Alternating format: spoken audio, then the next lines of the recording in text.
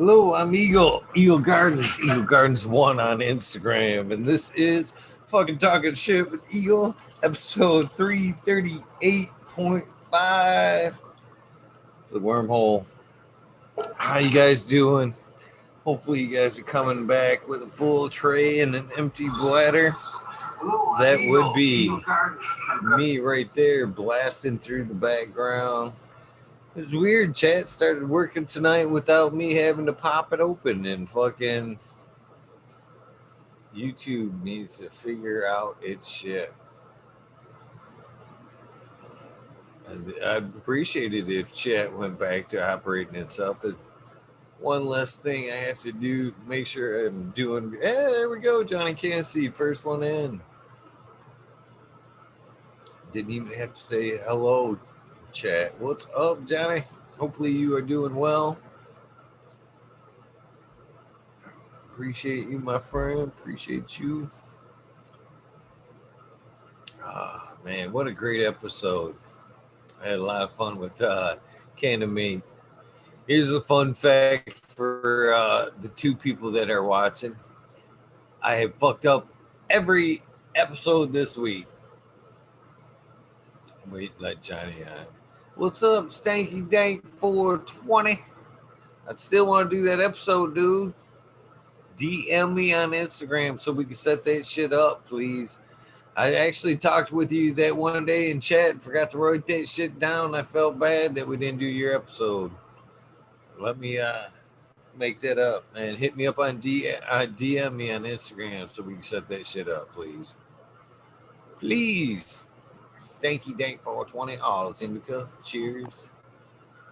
What's up, Johnny?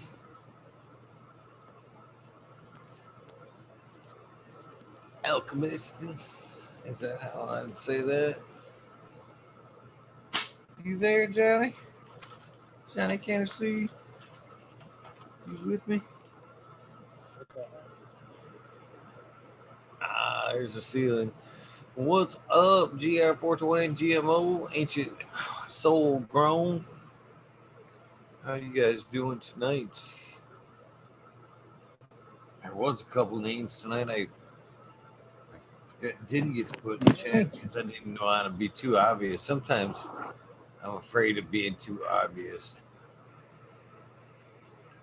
when I'm doing it. What's up, Johnny? What's up, Eagle? How's it going, brother? Pretty good. That was a great conversation. He was an awesome guest. He really was. I enjoyed him a lot. I will have to go back and watch more of it.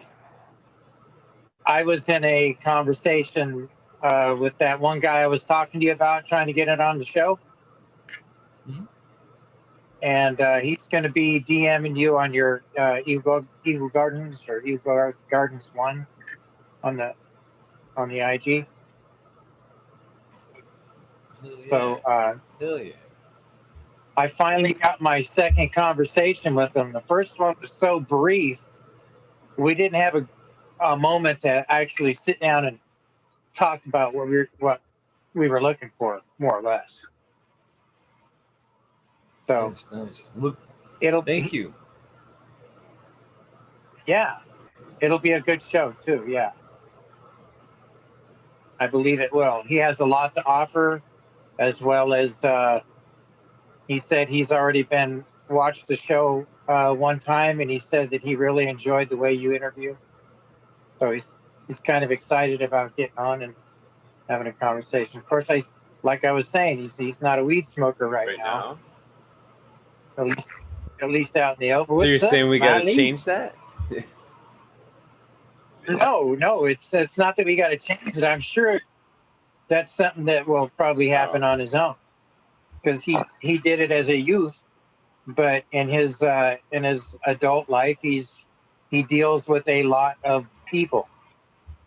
He's in a people type job, so that kind of exposure might not be too good for him at this moment. No, I know that for sure. It's kind of like what Doggo the Hut went through. You know, he had to change shit up. You know, we're glad he's back too. Yep. What's up, Smiley? Shit, man. That was great. Great time hanging out. It's fun. Thanks, man. It was a fun one, definitely. Definitely a great. You know, here's a fun fact. Here's a fun fact about this week. You ready for this? I have fucked up every episode. every soundbite. Every soundbite since before Medicropper is fucked up. Because for one reason or another, since that last day off, I'm off on my numbering on my episodes. So every one of them has been fucked up. So their soundbite is actually for like the next one. Like tonight, I didn't even realize it until I scrolled back through chat and I seen somebody go 388. No, it's 338. And I had him say 388 or some shit like that. Many croppers 336 and he's really 337. A fucking all the way down the line for like the last week. If they fucking all their sound bites are fucked up, all of them for the last week. All your numerologies are out. It's a good thing stoners can't count or remember, so we fucking. That's true. Either. You're good. You're good. You got an out right there. I'm just worried about it sticking in their head and they go tell somebody like Cannabis, man. Because it's stuck in there, seemed stuck pretty good. Yeah, man, I did an episode last night of Eagle Gardens, man. You need to check it out, man. 388. Go check that out, man. I'd be like, man, dude, they only go up to 338. 338.5 was the last one. It said something about the wormhole. Be like, what? Here's what you got to do, Eagle. This is what you got to do. You got to name this one 388. And when you get to 330 or 388, you got to name that one 338.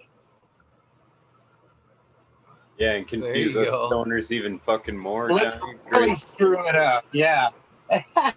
Let's really get it. We'll wormhole the shit out of this thing. Or I'll go back. Always go back through and do the corny voiceover, like the fucking movie ones, or they'd swear.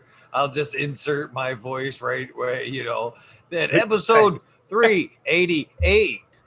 And then back. Like the bad karate movies and shit where the mouth's moving, but it's saying something else and shit. Yeah, you must fight exactly. Now. That's great. I love those movies too. It's funny shit. Why not? Oh man, that almost made me cry on that one. Did you ever watch Mystery Science Theater 3000, Johnny? I haven't seen it. I guess there's a movie out or something now, but I remember when that was originally on Comedy Central. That shit was funny as fuck, man. We used to laugh our ass off watching that. Mystery Science 3000. Hadn't heard of that one. Mystery Science Theater 3000. It was Comedy Central. Basically, the premise was this guy was stuck in space and he had to watch stupid, corny movies with two alien robots or whatever. That I forget what that premise was, but so they basically would sit there and just fucking crack jokes at old movies as they played, and it was funny as hell. That's hilarious. What's up, Red Pill? What's up, guys? What's up, Red Pill? So I had a good procedure. Everything went good. That's nice. All the needles went in the right spot. They didn't hit any nerves this time. How you feeling? I'm very very tender and tired. I did a lot of sleeping yesterday. After I got back, I slept a good portion of the day. Took my dog out for a walk for the first time in a week or so, and he really appreciates that when I can actually, make a complete circle in the park. So that was nice. And then I passed out again and woke up and I called that guy and then I tried to get on with. I was a little late getting on the show. Earpiece dropped out. Little late getting on the show because of that. Yeah, earpiece popped out of my ear. You guys didn't feel that, did you? No, you're falling apart. Right. Oh yeah, definitely. That was like last marble that I had. It comes tumbling out. Now what you gonna do? That son of it. Yeah, now I had to push that in and then put the earpiece in just to hold it in place. That sucks. So don't let it rattle around too much. You'll be all right. Yeah, I got to get some of that stuff that they were talking about. What is it? Fixed steel or flex steel? Something. Get rid of that light leak, you know? More material, yeah. Funny shit.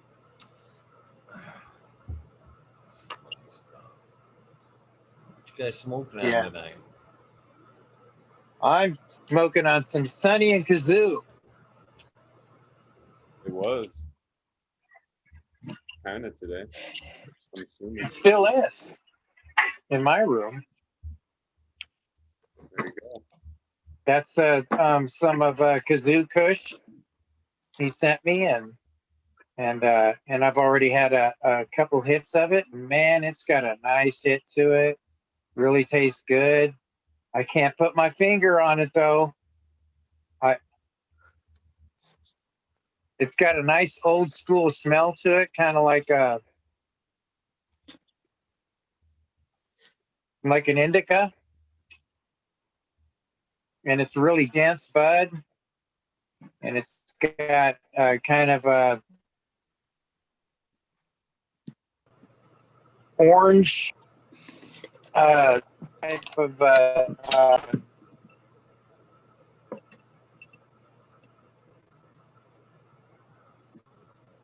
they call it pistils on it, and it's got another smell that's I just got there. Yeah, I got to take a few more hits. I think. What you got there, Red Bill? I don't know the name of what this is, but I really like what it smells like, and I already found 2 seeds out of the bag. Yeah. Gift. That's a gift. To me, it reminds me of like an LA Confidential. Oh, you're a lucky man. Yeah. Some people don't like seeds, but I do. Yeah. How about you, Smiley? What's that? Seeds. Seeds? Yeah. If you like seeds. I always liked the LA Confidential. Yeah. I said I always liked that LA Confidential. First thing I got when I got it, I had a bag sitting on it, and I just got it and kind of went to bed because of what time it was. I just stayed up so I could get it. I got it and I let it sitting on the table where I'm at, and where I'm sleeping is like, I don't know, 15, 20 feet away with the door open, and I can smell it as I'm sleeping. And I didn't really investigate it from there, but I'm smelling it as I'm falling asleep, and I'm thinking that's a good sign. And then when I woke up and I went to go take the buds from out of the bag and put them into the jar, I was smelling it and I'm like, ooh, I would love to find a seed in this weed. And then sure enough. Oh, the bag seed? Is that what you're talking about, Johnny? Yeah. Out of a half ounce so far, I found 2 seeds. I don't know, man. I haven't had the best of luck with the bag seeds, so I can't say that that's a big. I have a bunch of them that I've saved in little containers with notes on them and shit. But I don't know. I tried running a few of them. They didn't turn out really well at all. They were kind of weird and scraggly, and so I didn't really keep them. Well, that's my weird, funky haze bean that I got. Came out looking like a piece of cauliflower right at the beginning, and that was from a light leak of mine out of a bag seed that I'd gotten from a dispensary. Right. Yeah. You know. No doubt, man. I mean, nobody's gonna say it's wrong or whatever, but I just think, like. I think it just has potential. Trying to find, what's gonna have the best potential. I mean, it's an unknown card, right? It's a wild card, so. Right. It's the Gorilla Glue #4. Right. It's the Chemdog from a Grateful Dead show. Right. There's some really nice weed out there that came Right, from dude. And I mean, a I could mystery buy a bank. lottery ticket and it's the winning ticket, right? Like until you don't know. That's come on. bullshit. That's the spirit. Come I on. mean, it's the same kind of thinking, though, right? Like that. Yes. But it's that way you know, buying it from yes. somebody else I too, would. though. I'm not trying to say that it's not. I mean, it's. I would almost Actually, say yes, no, but I would it's more want to like say no too, because I bet you there's more people. There's obviously more people that have won the lottery than more people known for that bag seed that they found that turned into OG Kush or Chemdog or Girl Scout cookies or the Mac or anything like that. You know what I mean? There's like bag seeds get popped. You know what I mean? So yeah, it's. I would say you have even less. You have more of a chance of winning the lottery than you do getting the world's next best strain from a bag seed. yeah. But You never it know, has though. Like it has been done.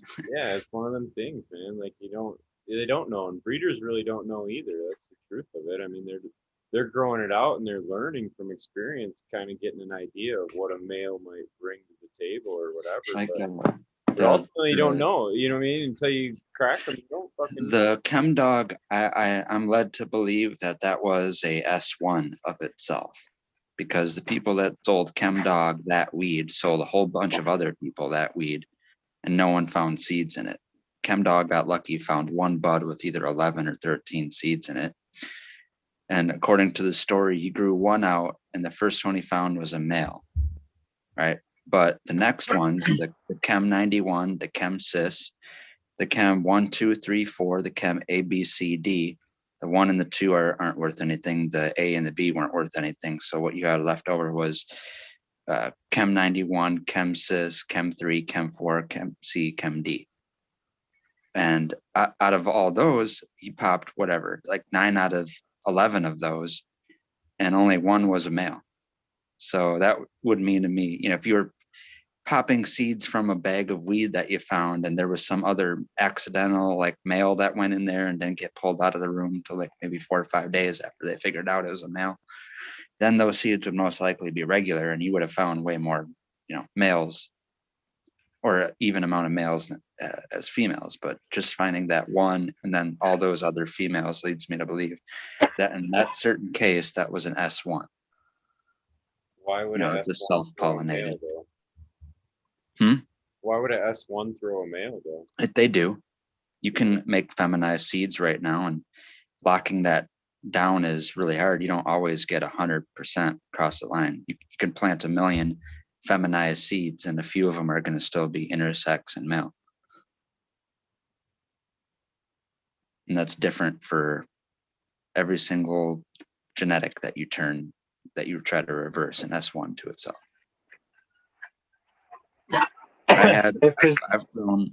I grew a rock clock from DNA seeds that was a feminized seed, and that was a pure male. Wasn't even Hermie. It was just a true actual male of something that was supposed to be a feminized seed and labeled as feminized. So it happens.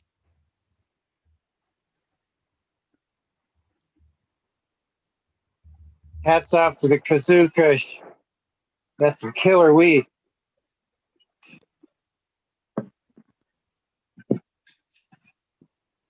Sunny and Kazoo were the ones that he sent me some that were labeled Kazoo's Outdoor. I don't know if that was this or not, but it was Sunny and Kazoo was the name of it on it. Wow. Hit me back here in the back of my throat and near my back, right around my spine. That's where you don't want to be hit right now is. So you got a kidney punch? Oh, it was a good hit. It was a good hit. I'm still having a hard time seeing. I shut my eyes. Almost closed my third eye. Squinting at third eye. That's a good hit when it squints the third eye. It squinted it for sure. Man, I'll tell you what. Name the strain Third Eye Blind. Better than squinting your brown eye. Shit. Yeah.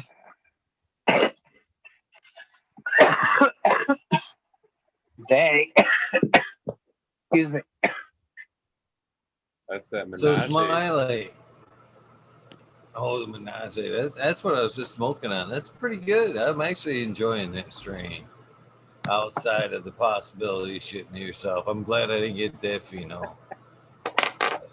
Squinting your old brown eye over there to smoke it, but you're all right. Right on.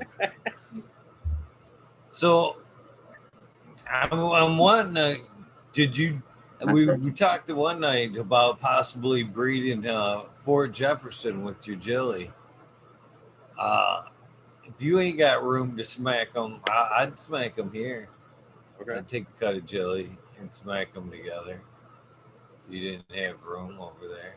Do you want me to select one? I gotta figure them out yet. Which one's which? But... I thought you had one that had showed the same traits of the Jefferson that I had. The the three-way. three That's right. branch. Yeah, the 3 branch. Yeah. Yep. That's right. That's the number one pheno. Yeah. Let's knock those 2 funny ones out. That's right. Call Yeah. it. We could call it Jilly Jefferson or Double J. What do you think? I'm open for names. We got we got to induce DOA in there somehow. Jimmy John's. Make it his strength. Well, what are I was thinking about that. Like, what are some of DOA's strains that he like to smoke? I mean, trying to cross something like that would be more of a way to. Well, somebody mentioned the other night. What was it? It was called Chillax. Because he liked his Chilumbian. Chilumbium. Yeah, Chilumbian was his. North Star. Yeah, was it Chilumbium? Is that how it goes, or? Yeah. Okay. Yeah. So I didn't understand the way he was saying it then. Okay, so that was his strain that he really liked, as well as the Alien Rit. He really liked that one too. He was growing that one outside again. But yeah, I think it's fucking Chilumbium badass. would be easy enough to acquire from Joel, I would think. Let's see what we can get out of that one. If we wanted to start with that as across the base. Yeah, but well, the thing about it is you already got some fantastic ones right now. No sense trying to, Well, I kind of like the Smiley's sentiment there as well, though. I mean, if you're gonna make a strain for the man, it should be strains made of shit he liked. I mean, that only makes more sense, right? Yeah, it does. It does, Or definitely. along the line of his memory of what he was doing. If he liked something really lime, or like, you know what I mean? Like if we were gonna make an eagle strain, it would be pine because he talked about his pine. I don't know. Well, I know when 808 was down there and visited him, I believe that he smoked some of that. So we could ask him what he thought of it, more or less. What kind of flavors it had, dirt profile, whatnot. Like you said, we probably get the Chilumbium from Joel, and then we could just find something to smack it with. So that's what I think. Which Molly said, that makes perfect sense. Perfect sense. Yeah.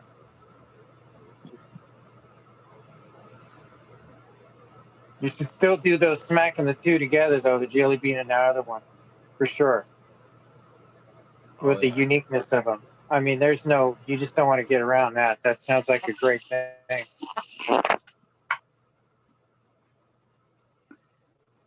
Smack him. It's funny because I fucking was taking care of him today. Old Mr. Jefferson there. I was like, you are a good looking dude right there, man. I'm almost wanting to take a cut of it and just like put it somewhere where I could see it, take If it my cuts extends. and maybe take him and put him somewhere where I can actually see the flower. I want to see some flower structure. Oh yeah, yeah. I like doing that with the male. Run them out so that you can see the bud flower structure of it on the top. See the types of trichome production you get on it. Heck yeah. That flower cluster will tell you a lot based upon the size of the stamens, how far apart the stamens are from another, what it smells like, how much trichomes it has, what sort of trichome it has. There's like, 4 or 5 or more different traits that you can look at just the flower cluster itself and try to guess what that's going to pass on. I was gonna say you really don't know what it's gonna pass on though until you cross it. Those traits are nice, to my understanding, are nice to like write down and follow for understanding what it's gonna pass along. So like you mark down Yeah. about the boy so that you try to find that next lineage and oh, this leaf pattern I remember from the dad. So those are kind of Yeah, things exactly. to figure out for the next when you're popping the next generation or whatever. Yeah, because it's going to carry something through. If it's more dominant, it's going to carry it through. Well, that's what I mean about either dominant or recessive traits. And the way I look at it is dominant traits like hemp has, you're going to find those more wispy type flower clusters where it's almost like wheat and there's more air and gap spaced in between each flower cluster, where it is more indica dominant, high THC producing plants. Their flower clusters are literally gathered and smushed in together. There's no space in between. So it makes a cola. Right.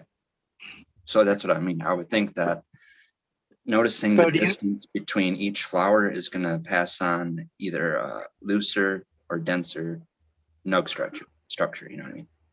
So what would you call that? Not dominant, but what is it? What do you call that? The wispier stuff I would consider dominant and in the state of hemp or wild cannabis or intersex dioecious or monoecious cannabis.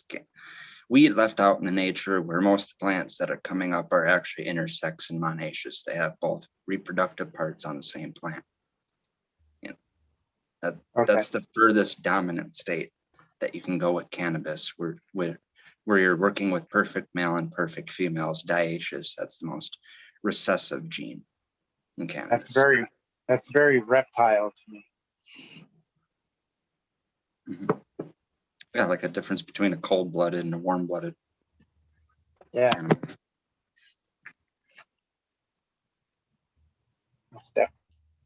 Very cool. Very cool.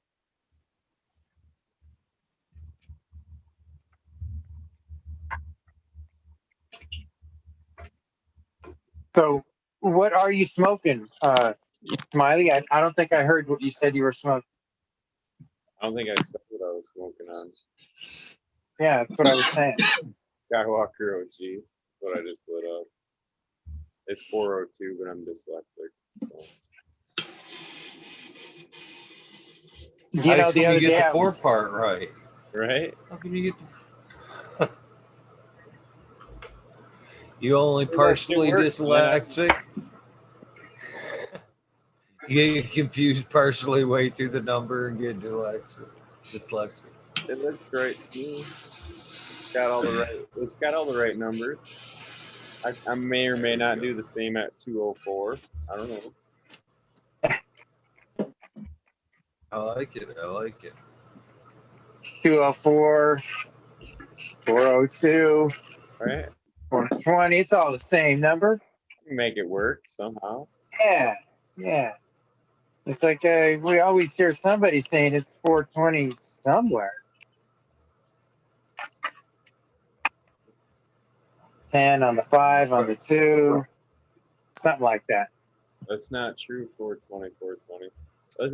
F1s, to my understanding, you're gonna cross that bitch, and it's gonna have half of them that are gonna be a mix, and half are gonna be kind of one way, and half the other way, or 25%, 25%. And then, to my understanding, when you go to the F2 is when you unlock all the grandparent lineage, and then you go to F3 to start stabilizing. That's kind of Man, I'm glad you said that, because I've always wondered what that was about. That I've heard, but I guess I don't know from experience. So F2 gives you the grandparents lineage type traits.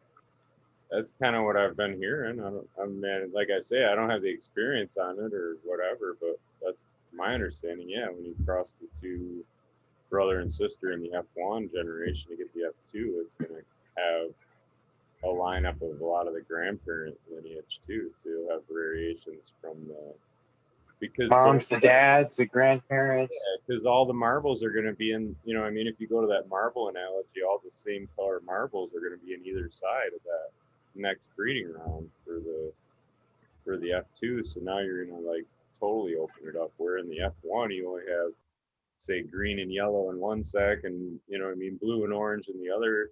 When you cross them, you got those four colors. But then when you go to the F2, now it's like boom, all in next. And that's just my understanding of it. Like I say, I don't do it, and I haven't done it, so I don't know. But that's cool. I like that. So when you F3 that actually kind of starts really stabilizing shit. So how do you get to the F3? You're breeding. Picking properly at the F2 is what mine. I don't know. Because then if you pick So are wrong, you reselfing them again? Like if you pick wrong in the F2, then your F3s aren't going to be as stable. So that's the hard. Yeah, it would be. Get past there'd be a lot of controversy in that point, because you got multiple different ones to choose from. So you'd have definitely chances for mistakes as well. Yeah, and there's different ways to think about it. This were one of the questions where, like, I guess Lemon Hoka would explain it way better, but it's okay. He'd probably tell us we're both wrong. Be like, no. I don't know. I don't know anything. when I think about breeding, I look at people, and I just see the way they work. That's kind of how I think about it. And so I don't get too deep into it. It's just that person, this person. Never even considered the F2 and F3 parts of it. So that's I like that. Well, that's now, like a back cross though, you're bringing that back to the original mom of the seed thing, or like when you do line breeding, I much prefer back crossing to line breeding for stability. What's the difference on that? Over time of back crossing, you're being left over with like pretty much the most refined and narrowed down gene pool. After a while, what they call a cubed. There's a process of making an actual outcross to create a new hybrid, and then selecting the male that most represents the female that you used in that hybrid. So you say you find like what I like to do, this is what I will be doing in the future. This just has to do with contrast and how easy it will be for me to decide what kind of males and females I have and which ones are dominant for whichever plant I'm using. But just to keep everything easy, if I find something that's like an Agent Orange or a Tangerine Power, and I find a male out of that, that would be good for me to recognize, because I don't really like orange terpenes that much. I don't mind them. I don't dislike them, but there's nothing that drives me crazy about it. So I use that, or I will use that as a measure of testing. If I'm crossing to any other genetics, it's going to contrast, and I'll know which ones are those Tangerine Power dominant ones. And that'll be very easy for me to select the ones that aren't, Tangerine Power. So if I'm crossing Tangerine Power to like a Purple Kush, the two are so easy to distinguish the two, I can easily find a Purple Kush male to back cross to the Purple Kush female. So the next generation I'm growing there is, say like we're, and this makes it easy if you do make hybrids, because that F1 offspring is going to be almost like a 50% phenotype expression. To where now when I make these back crosses, say if I was getting, 50-50 and, 5 plants were Purple Kush looking, 5 plants were tangerine powder looking. Now when I do a Purple Kush back cross, maybe like 6 or 7 out of the 10 are Purple Kush dominant. And you do that a repeated amount of times to what they call cubing, or when you have something cubed, theoretically 999 out of 1,000 plants are going to be dominant in that Purple Kush. You can grow 1,000 seeds of a cubed plant out, and you'll still be able to find that outcross plant that you were using. But the whole cubing is to be able to find it. Yeah. What you're saying that cubing is as close to the original as it can be, is what you're saying. It's making a regular seed form of clones, basically. So now I have this, what's called a clone only. I always hated that term clone only because it didn't ever take into consideration the process of back crossing and cubing. And people made it seem like, oh, this is a clone only. Seeds don't exist. They never will exist. It's only a clone only. But you can outcross it with something and then back cross it. And you can wind up with a regular seed form of that plant.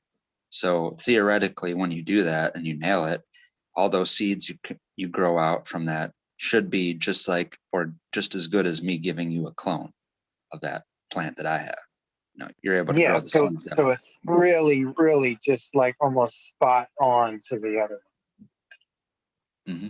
And you get there faster. Like I said, it's only a 3-generational thing to get to the cubed phase, where a lot of people don't think they're done with line breeding until they're F5, F6, F7. I hear crazy numbers of people going even higher than that. But the more you line breed, the more crazy type of genetics that may or may not even be useful will get displayed. Like an easy way to get to those pistolless or those sterile females. And that has the same thing with males too, where they don't make stamen and thus they don't make pollen. Right. In like genetically modified plants that they make, they call them terminator species because you can only grow the seeds one time. And both males or females, or if it's a monoecious, like a tomato plant or something like that, you only grow these seeds one time. They're seedless and you can't get them to seed. So you have to continuously buy new seeds every single year to farm with. And you can get those genetics to come out in cannabis if you take it past F7. You'll start finding those pistolless. Isn't that what Breeder Steve is doing, kind of? Mm-hmm. Yep. That's how you find those, through long-term interbreeding.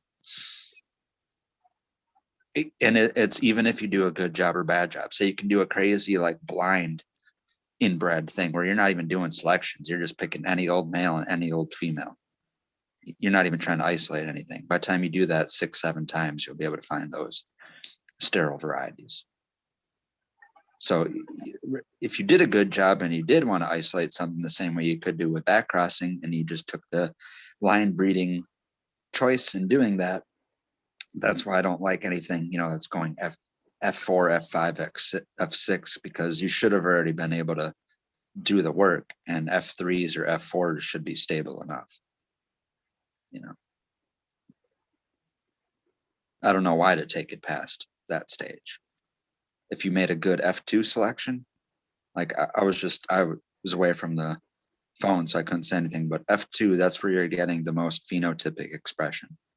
And if you had a limitless plant count, you could grow all those F2 seeds and literally find the very best male and female to cross together. It's going to make the next stable. Or the next line is going to be, increasingly more, or marginally more stable than that F2 was.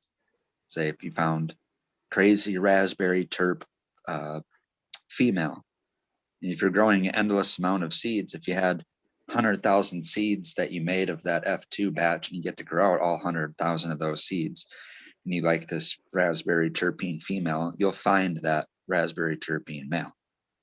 So now you're only at F2 already, but you're crossing almost the two same identical plants to themselves. So your F3 is going to be way more stable in phenotypes than even the F1 was. Just like you would see the very first same thing. You would see the same thing in the very first batch of back crossed seeds. Once you back cross, like I was saying, you out of 10 plants, you find 6 or 7 plants that share the same phenotype. You can get there with F3s if you make a perfect F2 selection. Not a lot of people have tens of thousands of seeds to grow out and do that work, though. When you're saying a perfect selection, you're talking about luck? Well, just numbers. You'll find it. You increase your whatever your luckiness with the more numbers that you grow. When you make a male pollinates a batch of females or just one female, you literally like look at it as your card, like a deck of cards, and say you made 2,000 seeds. So you have 2,000 different variations of how that plant's going to turn out. And it's the same as with, two humans making babies. Even a lot of people, there's a lot of people, just 3-4 generations, like all of us, our great-great-grandparents or something, they had 10 and 11 and 12 children, right? All the kids were genetically different, but a lot of the kids look similar. A lot of the ones take after the mom, or a lot of ones take after the dad. And the same thing you find in cannabis. So when you're growing thousands of seeds, like 2 humans are never going to make thousands of babies. So you're making thousands of seeds, your chances increase, because instead of having like this treasure chest and you only pop 10 seeds and you get the male that you were hoping to find, you grow 10,000 seeds, you're probably going to find 5 of the very same males that you're trying to find. But now there's not really a big difference. Like Red Pill, wouldn't the variation matter? Like how many hybridations happen in that lineage of the 2 combined? That's why, that's why you have to really choose. There would matter on it being a polyhybrid versus. So say if you mix 2 Chemdogs together, you didn't really realize it, but you make 2 Chemdogs together, that you're not really making a true hybrid.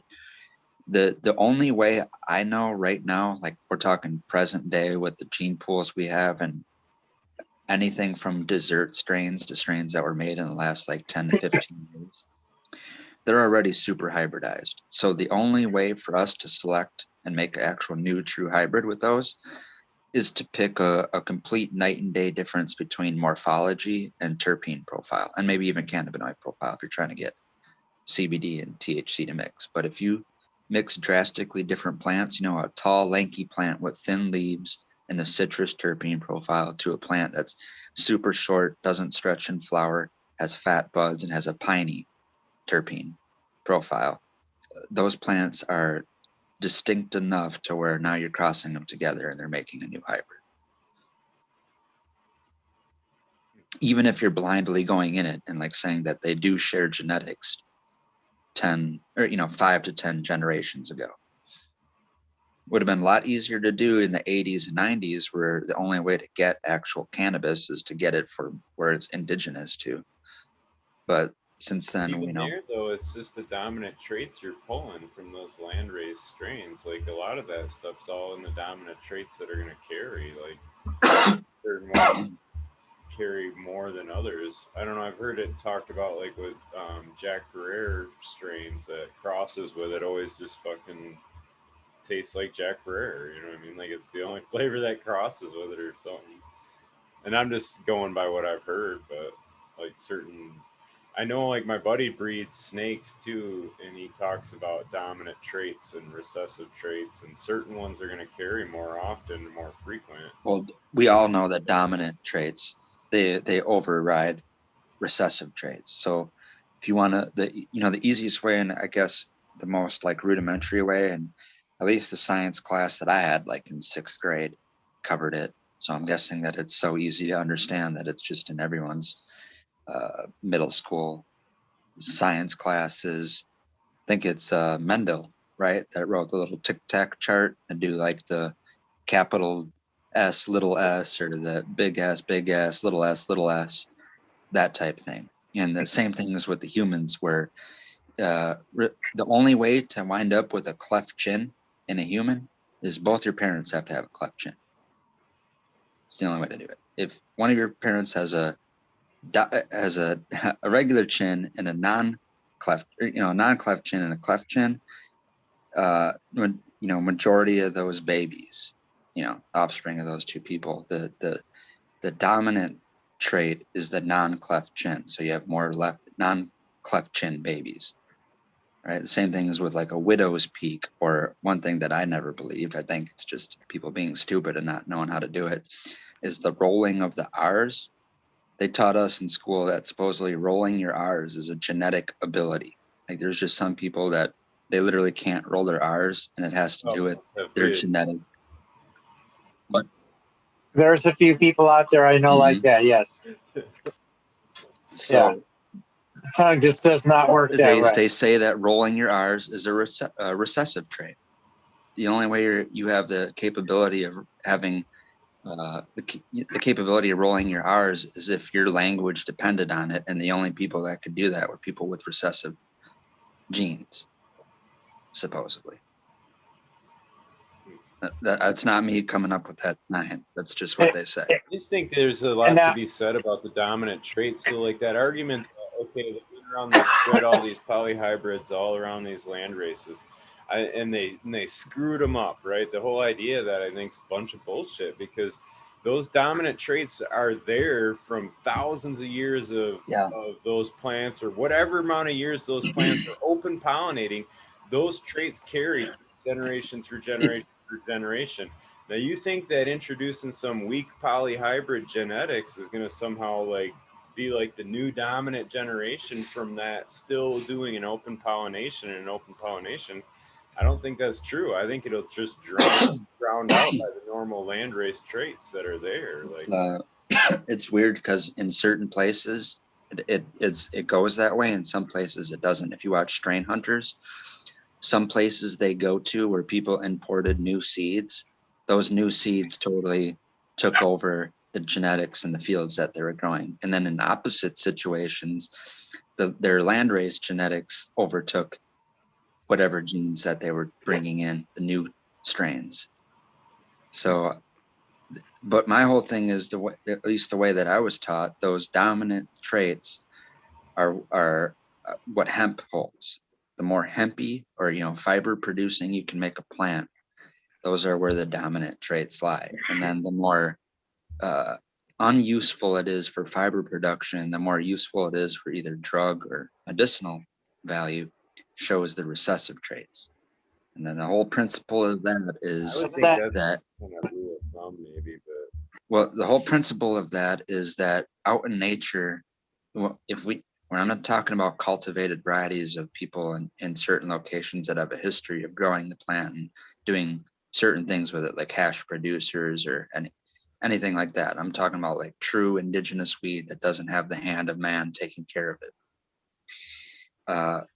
If it were the case, if like what I said was the other way around, then in that case, you would be able to go and find that weed and to be better than the best Girl Scout cookies or something right now. You can go out in the wild and find the world's best strain ever, and it has 45% THC in that.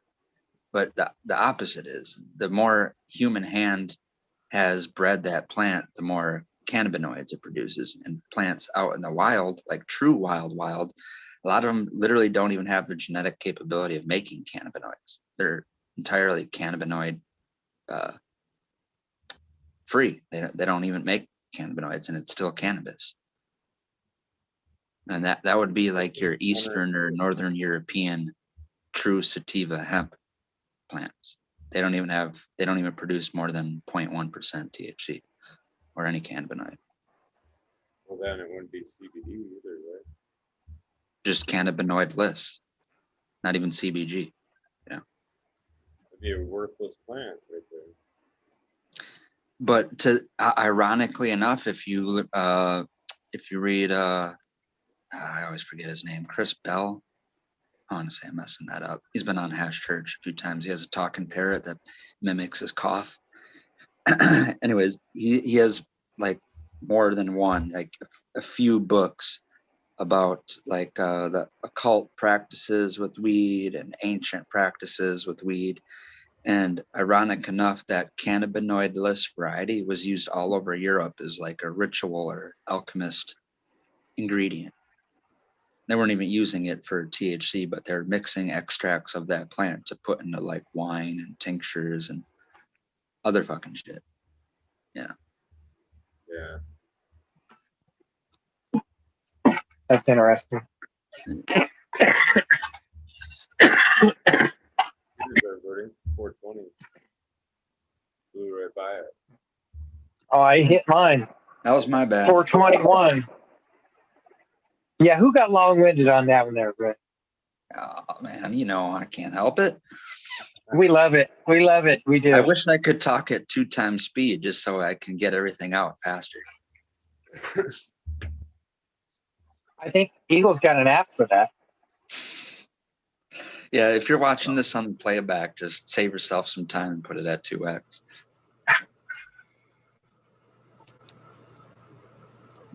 Two X a little too fast. I listened to 175.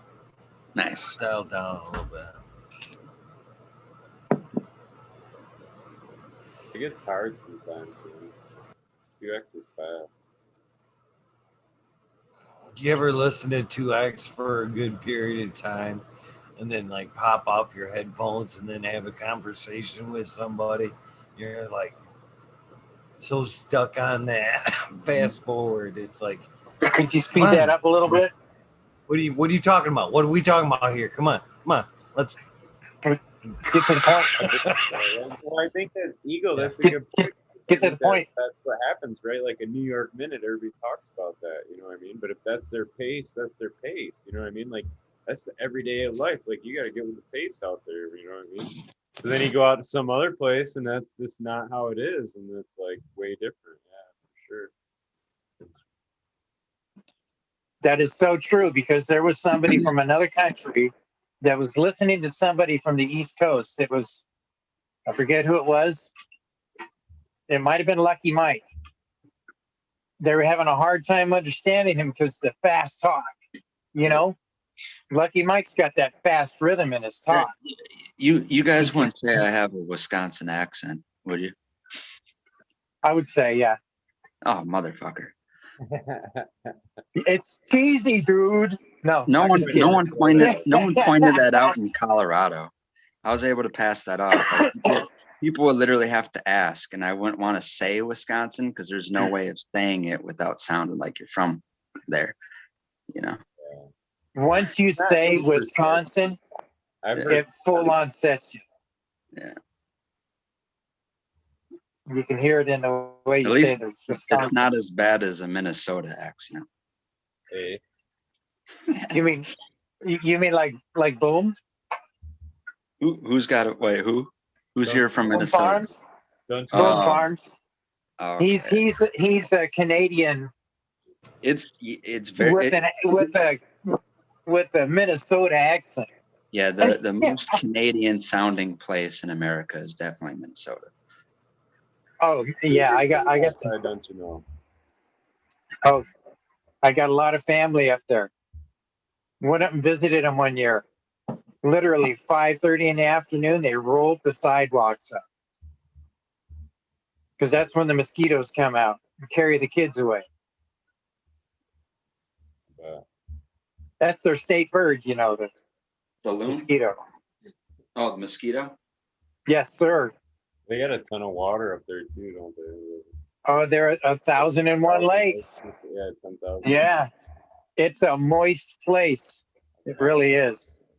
That's the first time I ever heard of anybody having a heater on their engine so that they could start it.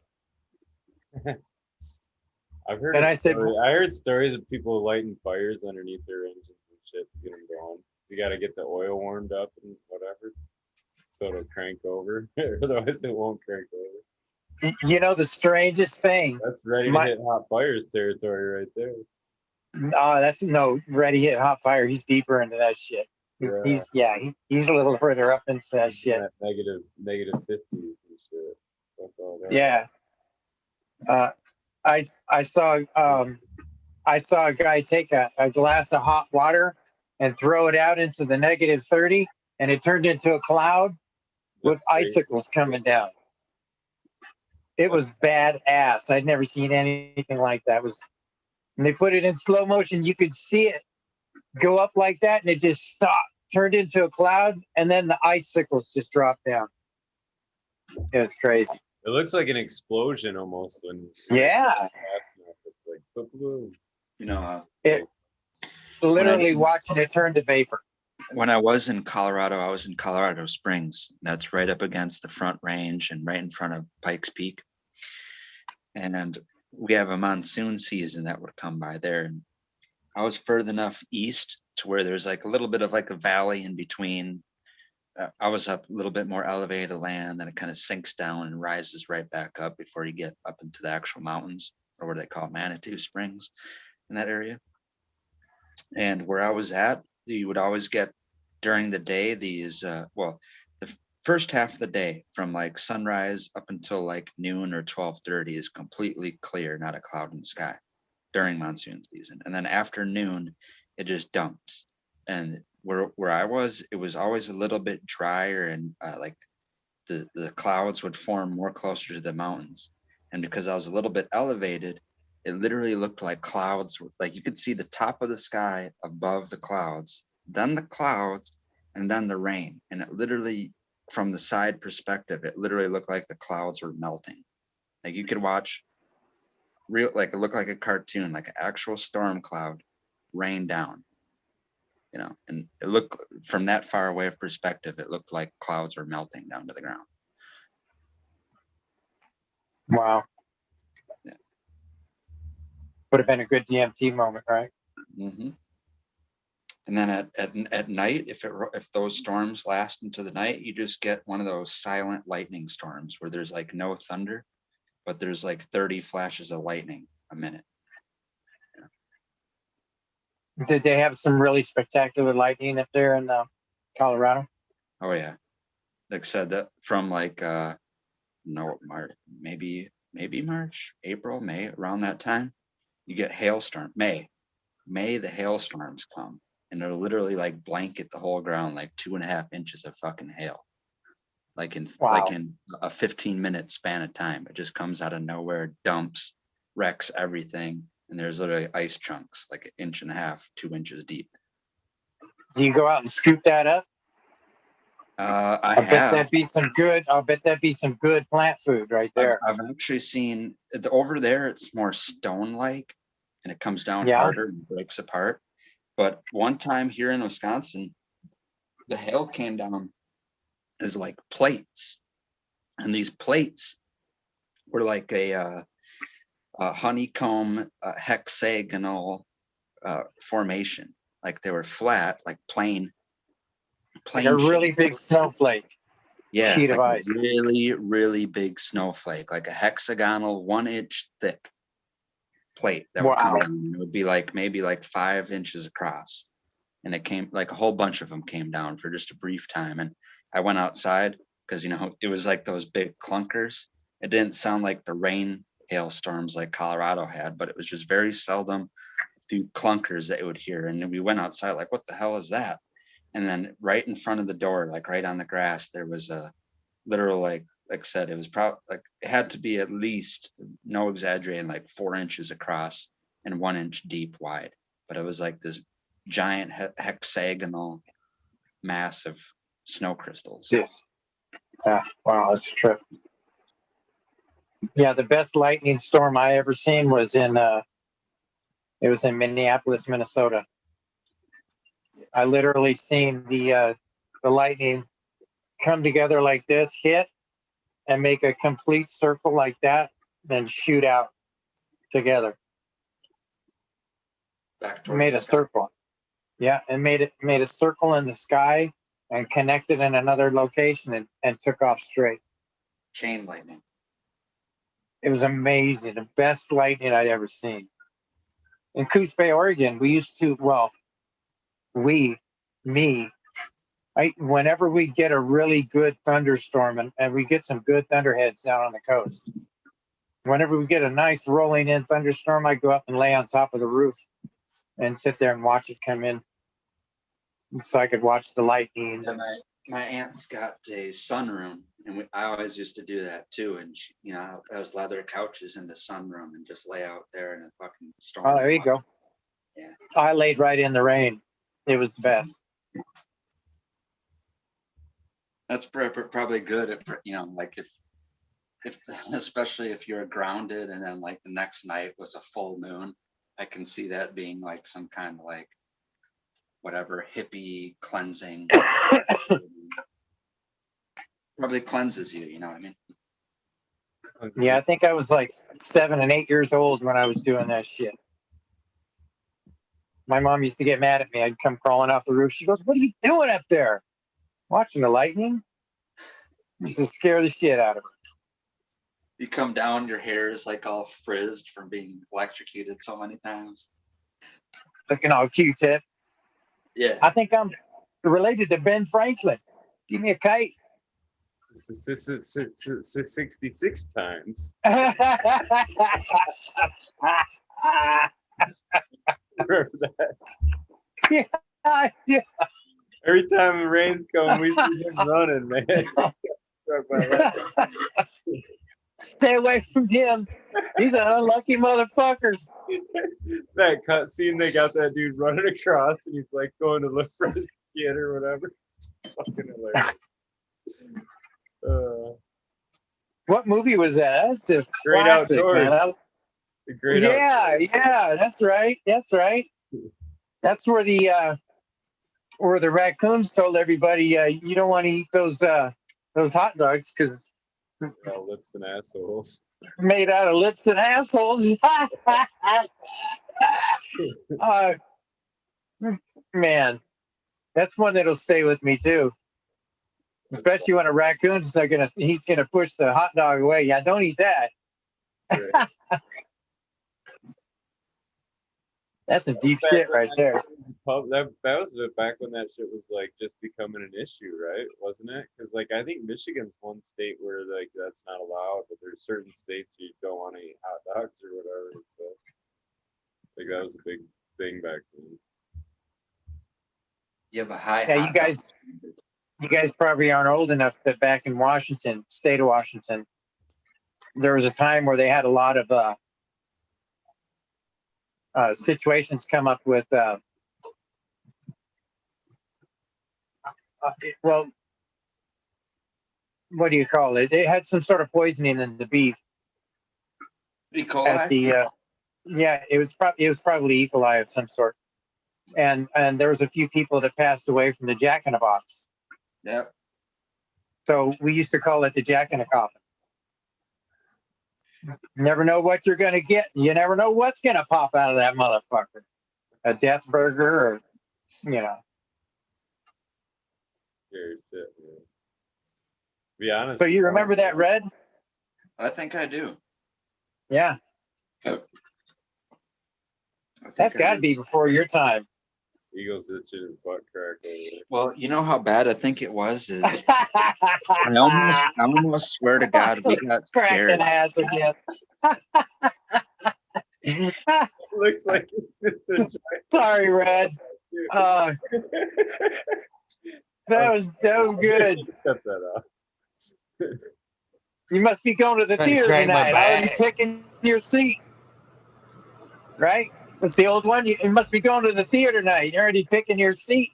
Hey, don't touch the camera with your finger. We don't Oh! Wash that hand. There's a smudge on the camera now. Trying to crack that back, man. Yeah, Trying to crack that back. I'm just fucking up. I do that a lot, though, man. Just put that thing behind me, and I'll just throw my back into that motherfucker until I get that bitch to crack. Just like, I broke my chair doing that, Eagle. This thing, it clicks and goes back too far now. Like, because I broke the chair trying to I used to have back in the day to occupy ourselves kind of like right now and like in a smoking circle, but in my garage with one of my buddies. We would freak out our other friends and we would do something called the crack off. It's not a competition to see who smokes the most amount of crack. For us, it was cracking our backs, twisting and putting up against the back and that, and who gets the most, sound and the most amount of cracks and the loudest cracks. We'd have crack offs, me and my buddy. Competition, whose back is more cracky. That could be taken wrong in the wrong neighborhoods there. That's why I had to preface it. This was not a competition to smoke the most amount of crack. Or that neighborhood either. Right. Oh shit! It's almost. Oh shit! I gotta jump out. It's that time. My back's still a little tweaked from rolling around in that attic fucking yesterday, man. I tried to fucking crack it all day today. It's like right below the shoulder blades. There's that spot I just had. I've been throwing my back into like it's like Red Pill's saying there, man. I've been throwing my back into about everything today, trying to get that bitch to crack, man. Oh man, I've done man. Eagle, this is weird, but the ones where I got the ones right in between my shoulder like that. The best way that I found they're hard is if you take and you bend your knees down like you're like sitting chair position kind of. Take your palms and put them right by your hips like that, and just push your arms kind of straight with and it'll fucking pull it down. Sometimes you got to take a breath and like almost let it relax, but you'll feel it start pulling when you do that. And if you can get it, it'll stretch that. It'll stretch that spine out. Yeah, in that motion. Like decompresses it right in there. It's like a sphincter move. Well, and then you can lean forward and it'll do more of your lower back. Exactly. Lean forward. It'll do more of your bend the knees, lean forward. Let her rip. I don't know if I described that right, but it works for me. It sounds right. You know what I mean? I'm going to give it a go here in a minute. You know where I got my chiropractor. It looks goofy when you do it, so yeah, you might want to clear off camera. Yeah, you might not want to do that on camera now. Yeah. Actually, it's funny because Jack actually taught me the one to get the one behind the back blades there, right between the shoulder blades. And if you put your hands behind your back and kind of lock them together, and then lean forward and put your arms up as far as you can, will usually pop that one right in between your shoulder blades. That area right there will usually pop. Is another good. You do this behind your head, and you go up against the wall, like with your elbows up against the wall, like that too. You gotta watch that one so you can pass up. I used to have one of them things you hang from. You know what I mean? The teeter. What do you call it? The fucking teeter hang up or whatever. The gravity chairs or whatever they are. I always think I'd like that thing, but I don't know if I can. In Deuce Bigelow, Mel Gigolo, that little bar on the ceiling that you wrap those little feet hooks to and hang upside down. The one you got stuck on? Like that. I think I'd dig that. I used to like the hang up, man. I really did. I lent it to a friend that had a back problem. You know what I mean? I'm like, dude, this thing will help you out, man. Check this out for a minute. Because he was like, just trying to buy time to get to his surgery, you know what I mean? And he fucking kept that bitch. I've never seen it again. Never seen that bitch again. Like, what? I was wondering if you didn't give him any fine print, right? It's come a long way, man. I was eyeballing one at fucking, what was it? What do you call it? Dunham's not too long ago, man. They've got them now with the lumbar support in there that vibrates, fucking Bluetooth speakers right here by your head. I'm like, man, that's almost getting too nice for a hang up and shit. I'm not trying to make a day out of it and shit. It can't be good to be upside down for that long. Jeez. Like Batman. Hey, Eagle, where do you got a site to go to where you got your bubble bags, the cheaper ones? Remember the ones you were talking about the other day? What was that site? Trichomebags.com, but the last time I went to it, the domain wasn't there. I once got a set of bubble bags, the work bag, a little 8-bag kit, and a cheap washer for $90. A washer, the set of bags, the work bag, less than $100. Pretty good. It's Good. What's it called again? Trichomebags.com or trichome.com? Trichomebags.com. Bubble Dude bags are pretty cheap too. Yep, those are the ones I think I got. Bubble Dude bag.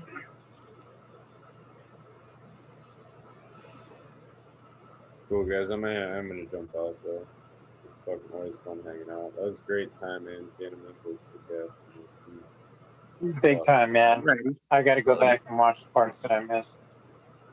So on the washer bag, is it 444? Yeah, it is. 444. Angel On the washer bag, what kind do you have, Eagle? You use The it. ones You I'm don't. getting The one ready that to you run put on inside the your Bubble machine. Dude. I don't put any in my machine. Yeah, Is that the triangle one? No Oh, bag. you don't? I don't use it. Bagless. I don't use bag. Yeah. Oh, okay. So Boom uses bags. when you put it in, it's not it's not nug form when you put it in there, is it? Frozen nug form, right? It's sometimes. Nug. Sometimes If- it's in nug form. Very rarely do I run flour. Yeah, rarely do I run flour. More or less, more trim. But sometimes I do run flour. Rarely. If I run flour, it's usually something. It's more for. I'm looking for something nice. I'm purposely making hash. You know what I mean? Right. I'm not Well, that's making what it I want to because do for it's myself. extra. Is I'm making I want it. to. Yeah, I want to take some of the stuff that I have that's been vacuum packed, that I have extra of, the C99 blueberry, which was a very good hitter, and I want to make some bubble hash. Might not hurt to fucking put it all in a big bowl and take a big fucking hunk of scissor. Take a big set of scissors and kind of chop just some of kinda it up a little bit, just a little bit. Don't grind it, but just kind of break it apart a little. Yeah, otherwise It'd be you're gonna take a longer soak time. You need to keep it cold, and then soon as you think you're gonna start to give up, this is why I hate washing bud, because you start getting some good washes, and you're thinking, oh, I've peaked, and then fucking you're like ready to hang it up. That's the last batch, and then all them buds broke loose. You're It's like, like that oh, 24-hour one here's you another did. 3 more washes. Look how much shit just Yeah. released. Oh, man. Got to do it again. I ain't done. Yeah, that's cool, though. That's a producer. So does it make sense to break her down a little bit then? Like, I mean, because you are. Yeah, if you can roughly chop them up a little bit, it helps. It helps. Okay. Depending on the bud size. If they're decent sized buds, yeah, it doesn't hurt. Okay, here's another question. When you're making tincture, how many grams do you put in with what you're making? It might be a better red pill question because I don't make tincture. I've always made butters and oil. I have no experience myself and probably never would use vegetable glycerin. That's just me. I'm not talking about vegetable glycerin. I'm talking about with the Everclear. Okay, so I would. Do you not mind chlorophyll in it, or do you mind chlorophyll in it? What do you mean chlorophyll in it? Tincture. The tincture. Do you want want chlorophyll? Sleepy time? My process will hinge on if you consider an RSL or full spectrum oil to have chlorophyll in it. as well with everything else that comes off. Me, I don't like the chlorophyll in there. I cold process alcohol extractions, especially if I can run it, keep it at a stable temperature under -0 or -1 degrees, and even filter it in sub-zero temperatures. Well, Okay, how can you do that? I mean, can you do that in your fridge, your freezer? Yep, for sure. Okay. Very easily, yep. Especially if your freezer, just if you can measure their temperature of your freezer, it should already be, if it's a well-functioning one, pretty much at 0 or right around -1. Okay. So that's plenty. You could pretty much take just a regular old mason jar, put either nugs or ground up flour in there, put alcohol in there just to the top of the level of all your, to have all your material saturated and covered by a layer of alcohol. Cover it, stick it in the freezer. You would be starting. So that's you'd the be parameter. You'd be That's the parameter. You chilling. just go to the top of the bud. That's Yes, it. yes, with No matter how much pre-chilled. bud you got in it, it just goes to the top of the bud. Yes, with pre-chilled. Okay. So don't do it at room temperature, then stick it in the freezer. Put your bud material or whatever material you're starting with and your alcohol in the freezer. Get The it as low as glass, it can. the spoons, the strainers, everything in the freezer. Everything, right? The filter, the coffee filter itself, the strainer, all that shit, right? Because you want a cold process and a cold filtration. And then you can even let it sit there for anywhere from an hour to 12 hours if it's under -1 degrees, and then pull it off. And you're pretty much only going to wind up with cannabinoids and terpenes, and you're going to get a very light colored oil. You can make that into tincture, like you said, or just not evaporate all the alcohol off and be left over with tincture. It's a little bit harder to gauge. It's a little bit harder to gauge the milligrams. Yeah. So by doing it in the freezer, I'm taking it that eliminates the majority of the chlorophyll flavor. Yes, but you have to be, and we talked about broken up buds or totally ground or just cutting up buds into small pieces. You got to decarb that? No, it depends on how you want to remove the alcohol. If you have a rotovap and you're going to recover your alcohol, I would definitely say decarb it, because now you're recovering your alcohol without applying enough heat to it to also decarb it. So if you pulled your alcohol off with a rotovap and a cold process, you'd be left over with THCA. It wouldn't be bioavailable through ingestion. So yeah, you would want to decarb it before you do a cold process. That's another thing, because then whatever you're pulling off. So I would decarb it and then put it in the freezer. Yep. Okay. But here's another step that I wouldn't have known about. Here's a balance thing too. If you grind this weed, actually grind it, then it's going to shorten that amount of time that you can let it chill on the alcohol. If you leave whole nugs, that's why I said an hour span of either 1 hour to 12 hours. Full nugs, leave in there 12 hours. Ground up weed, leave in there 1 hour. Because the amount of grinding. Does it matter if you leave it in longer? Is it going to make it more potent, or doesn't matter? Actually, that's the thing. If it's less ground up or if it's whole nugs, it'll actually be less potent, and you'll have to do multiple washes. So you'll pull off your alcohol, filter it, get your filtrate, and then put new alcohol right back into that jar with the buds in it and do the same thing over again, because your second pull is going to still have THC and terpenes in it, because you're working at so low temperatures, you're not actually getting the full solvent properties of alcohol.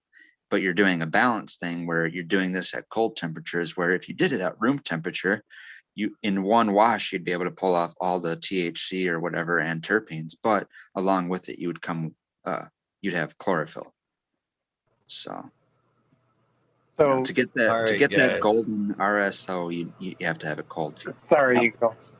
I was going to ask you if we were going on too long. You got things to do. All right. Thanks, Red. We'll talk about this more. Mm-hmm. It's something that I want to learn. I want to be proficient at the tincture part, because that's one of my next steps. Because I'm going to start doing the edibles and stuff like that. Okay. I got to get that set up for my operation, so I have plenty of medicals for it. I might not be. Sorry to cut you guys short. I do appreciate you guys' time, man. All Yeah, right. get up early. That's me Much mumble love, Eagle. jumbling again. My bad. Me too, man. Oh, no, I was soaking up. appreciate you, I brother. was sponging it. I was sponging it. That was good. It's All great right, then, Eagle. information, man. I hate to cut it short, and I owe my apologies. The world's last hope. He's trying to get in too, but you know, if I let him in, and it's one more minute, one more goodbye. I gotta say. Well, So I'm let's sorry, make brother. if we Check all in tomorrow. can, let's make a point to try to start a good conversation off with the next wormhole. If everyone Okay, can be sounds there at good. the same moment, then I'm down. That sounds good because that's definitely something that I want to learn about more. Awesome. And information is key when you're talking about your meds. Yes. Eagle, much love, much respect. Great show tonight, man. Looking forward to the next one. Who do we got tonight? Oh, Joshua Steensland will be here tonight. Nice. That'll be a good one. All right. Yeah. Thank you, Eagle. I'll pop out of here too, and I always enjoy. I just like hanging out here and being able to talk about this because I'm literally talking to myself inside my head if I'm not hanging out here. So we're all in there with you. We're all in your head, man. All right, guys. Peace. Peace and love always. Good one. Thank you guys all for hanging out. Sorry again to the world's last hope. Please pop back in again. I feel rude now letting you in, but I am just packing it up, and God, I feel like an ass to be honest with you. I'm not letting you pop in. So let me get these shout outs going. Try to run through these as fast as possible. Try to get some music up here. For some reason, I just can't do it without the music. I don't like to listen to myself ramble. Gotta have that background. Smiley, I still gotta watch that video. I watched about fucking 5 minutes of it. I'm gonna watch that fungi video in the morning. We'll discuss it. What we got here? It's Zupparella to start, I guess. See how fast I can do this. Let's pop out the break. Put that right out there. My tongue gets caught up on that during the fucking shout outs.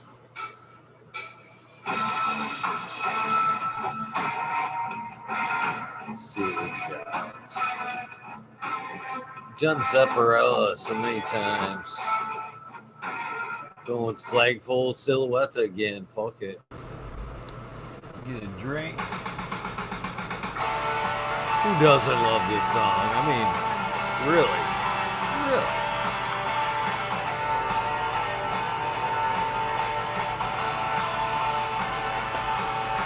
Delish.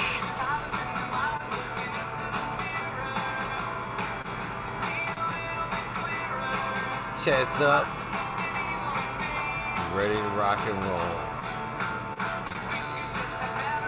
Salute to you, Mr. fucking Rasta Bob. Shout out to you, my man. Respect.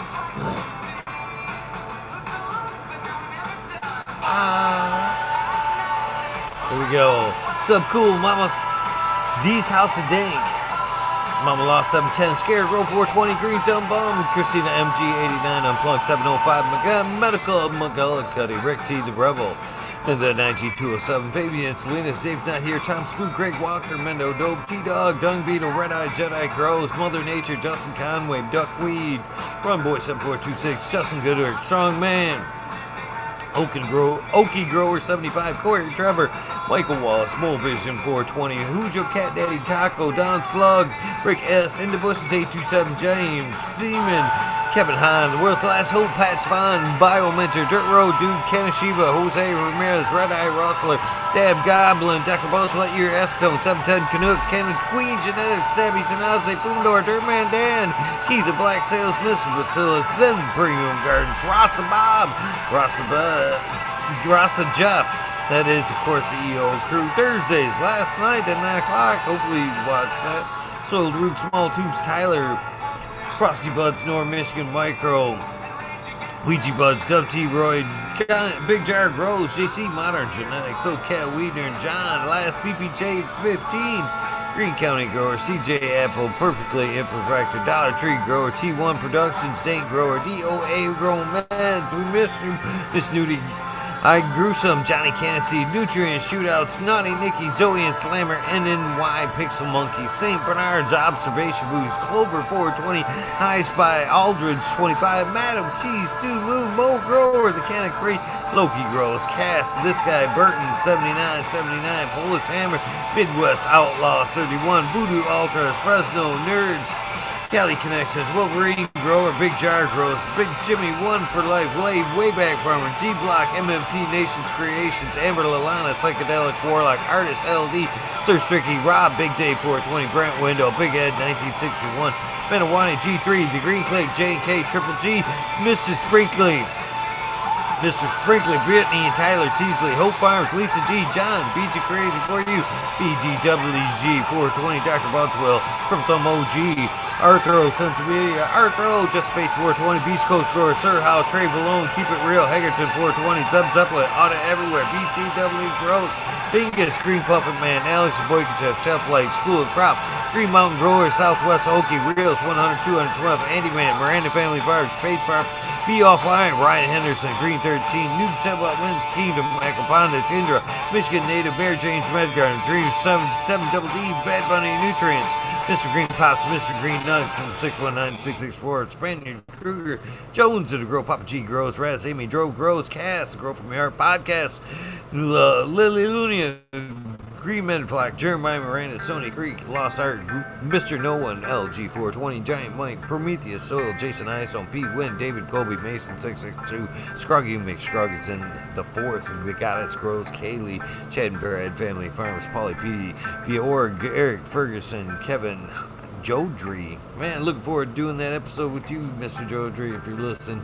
Mike Concho, Jay Huggins, UDA, Green Tree Hunter, Kush Cloud, Joshua Steensland will be here tonight.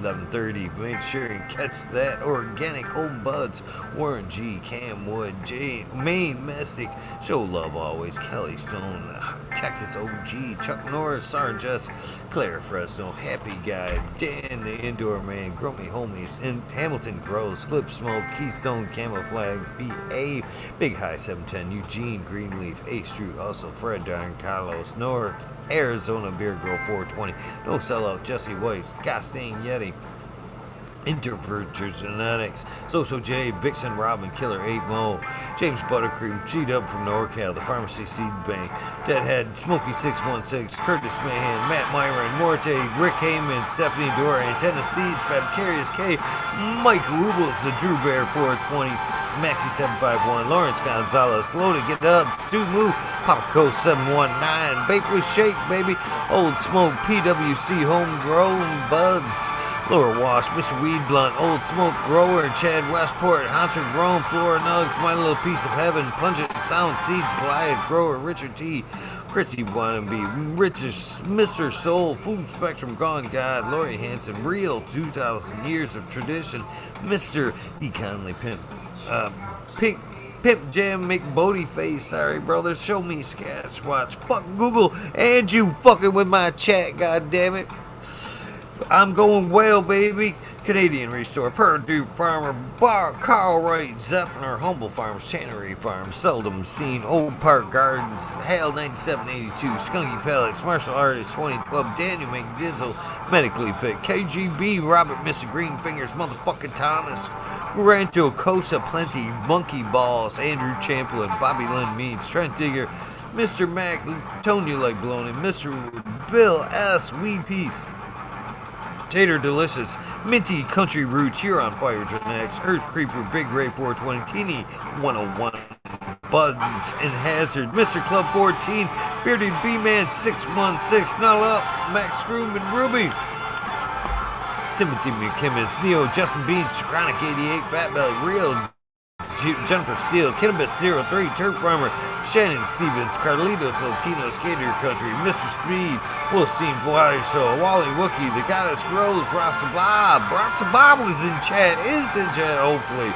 White Brother Grows, Burning Shrooms, Tone Grows, Zach, K-Man Grows, BX Gunner, Smith Dude, Noob Sailbot, Noob Grows, Sean McCanns, J Munch, Dank Agenda, Wow Wow, Canna Grow, Ball Dog, Huron, Cannabis Council, Melissa, Parrish, Rock Band, 420, Ben, Fresh Grow, Thriving Herbs, High Boy, Your Mailman Grows, We Be Growing, Australian Grow, Love for the Planet, Argo American, Smart Poker,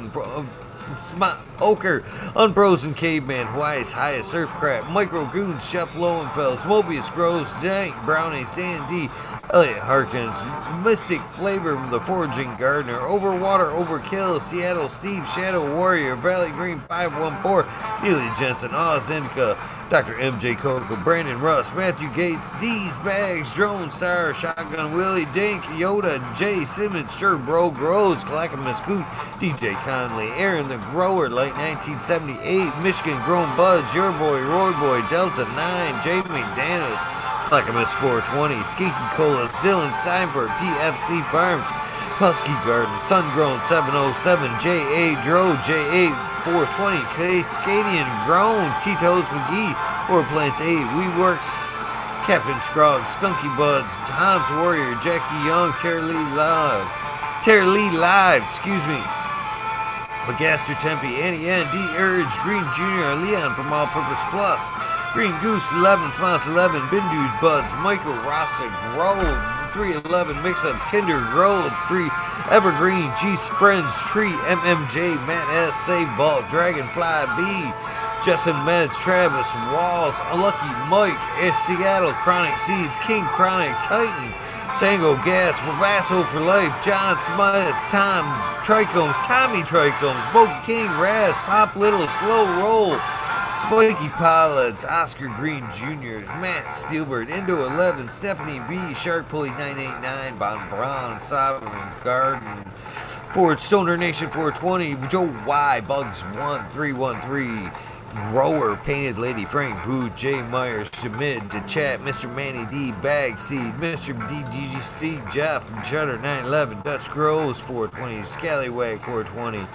Skillable 1, Medgrower 1, Empire Breeding Co. for Growly, Lost Leaf, Liam Mass, Danny Dinko, B Bear 7, Allie Noble, CK, Tom Trinidad, Looney Justice, Smoking with Small Town, Tim Miss, Mr. Lazy, Rafter Grows, Rob, Automation is Freedom, Robert Hazelton, Dora Michigan Courier, Double Tap, Mr. Green Thumb, 420, 808 Rooting Prospects, Cannon Bus Driver, Hating Life, Kenny 710, Operation Gross, T-Ben, Rude Nuts, Hammered E-Nails, Dr. Scrambles, VB Moonrocks, GF, Double J, Bio Green, Stealth Grower, Hanky Stinky 420, OGKP, Your Ganja, Your Nana, Your Mama, Georgia Joe, Roy Rodriguez, B Growing, Nature's Best Nugs, B, Killer B Grows, Ganja Wizard, Husky Gardens, Nut Tree 420, Dr. Ooh Soil Life, Bully 4 Life 420, The Jeffro 420, Dr. Franklin Booty, Goddamn I'm Big Ted's Test,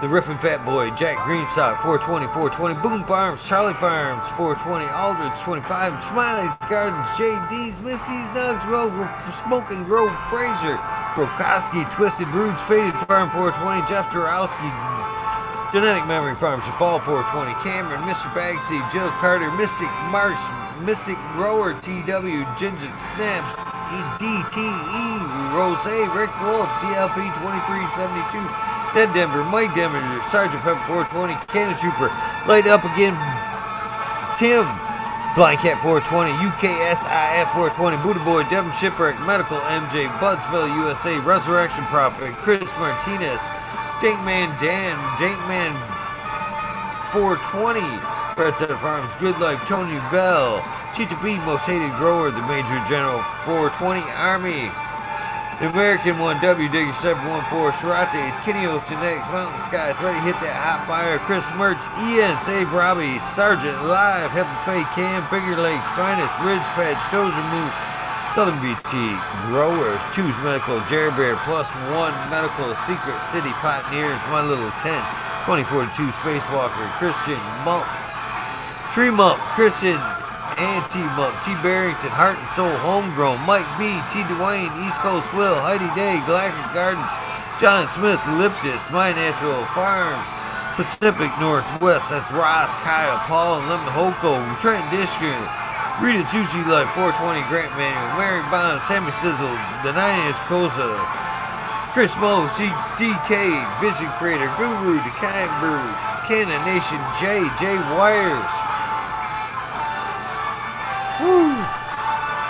Wobby, Sean Vins, Rescue Ready, Roadside, Notorious Snugs, Magma Seeds, Father and Son, Trimming Tutorials, Dub T Dank, Rose Ramirez, Perez, Doggle the Hut, 420, Pop Chiba Man, GR420 Community Videos, March 10th, check it out. Detroit River Rat, Luis Garcia, Michael P, AJ Everyday, Captain Otter, Cheddar Bob 13, Maine 420 Grower, Cookie Scoop J Hendricks, In for the Grill, Backwoods All Good, Sally Mansell, Adam Shankin, Chanel Simpson, sorry Chanel, One Smoke Away, Ganja Roach, Kazoo, Aaron Burning Shrooms, Mr. Lincoln Stinkin, Angel Studios MG, 420 Grow Tent, Paul Diella, John Fleming, Dagovich, Chemo F Guy, Fibro, Flower, Polly P, Seldom Seen, Elevated, Lenny Organic, Sunman, Chiba Sony, Jeff Popolic, Ricardo Sosa, Dan J, Earth Friendly Farming, fuck all that, B, Candy Forest Farmer, The Misfit Grower, Jason Lime 512, Snake Eyes, Northern 446, Jason Greystone, Stony Baker MD, Stony Creek, Russ Zonic, Fringe Dweller, Tarzan, Superman, Old Man Hermit Hash, Freebird, Mo Grower, The Manigar, Simple Man, 420, or Survival Time, Tim Blake, Gulf Coast, Chronic, Sing Fat, Caballero, Harley Grover, Jen God, Jason Line 512, Steve, Collins, Todd Hendricks, Property Maintenance, Sharpie, The Island Hayes, Scuba, Steve Speaks, J.R. Ream, Randy K, Travis, Steve Collins, DK, TCDR, excuse me, Claire Killian, Wardrobe Farming, Randy Grande, Pip 1000, Ace Boog, Dirty 223, Wake Up, Captain Breedemby, Pupper Smiles, 15 Digits, Ganja Moo Cash, Fred G, Super Bob. I love this song, man. The background vocals in this is amazing. That girl, when she gets all raspy, just from the heart, oh, so good.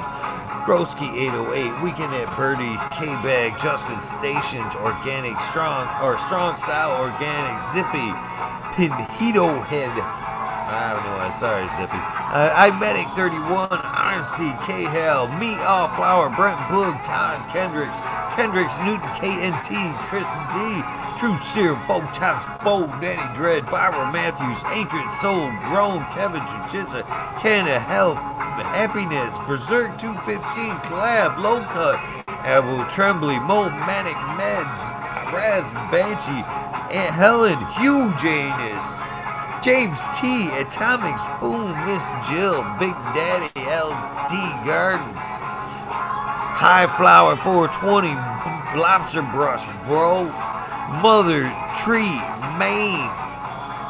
Sorry, I think I messed that up in here in chat, Mother Tree, sorry. Red Pill, Your Boy, Roy Boy, Aesthetic, Shannon Gibson, Ruhan, Rick W, Comfortably Numb, One Smoke Away, The 840 Grow Show, Richard Lamb, Pursuit, Cannabis Pursuit, K Rolling, Buzzworthy, Logan Man 81, Oil and Flower Podcast, The Entourage Effect, Warren Dixon, The Pink Lady, Luck, Armando 420, Surrounded by Keith, Ferrari Farm, Fringe Dweller, Single Father Without Happiness, Richard Forbes, Don, David Pimenta, and a pen, so good. B4, P-Funk, Nick T, John Reese. What about Bob, Prince Patty, Daniel Bergman, Green Pumpkin Man again. B, Bundley, James Chunk. Oh, right there. Right here. Oh, I just missed it. It's right, the one right before that. So good. Sarge Groves, 818, John Wayne. Calling Roots, I believe that's what it is. Sister Golden Hair, Dina, El Dankarino, KF Gardens, Blank, 1030, choose one.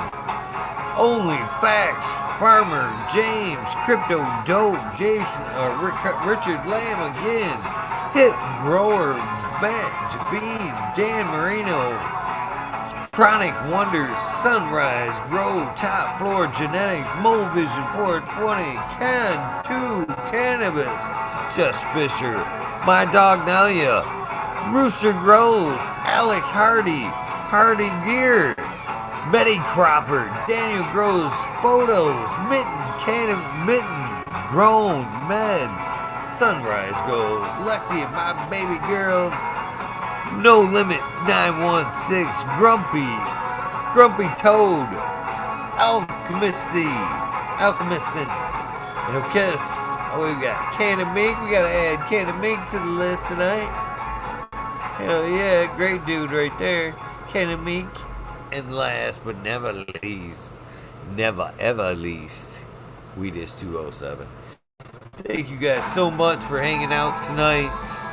Do not forget to tune in tonight, 11:30 Eastern Standard Time, 8:30 Pacific Standard Time. My guest, Joshua Steensland, and myself will be here. Have a fucking amazing Friday. Get out there, kick some ass. Along the way, please try to help somebody out. Random acts, kindness do save lives. One positive thought can change your day. One positive attitude can change your life. See you tonight. Love you guys.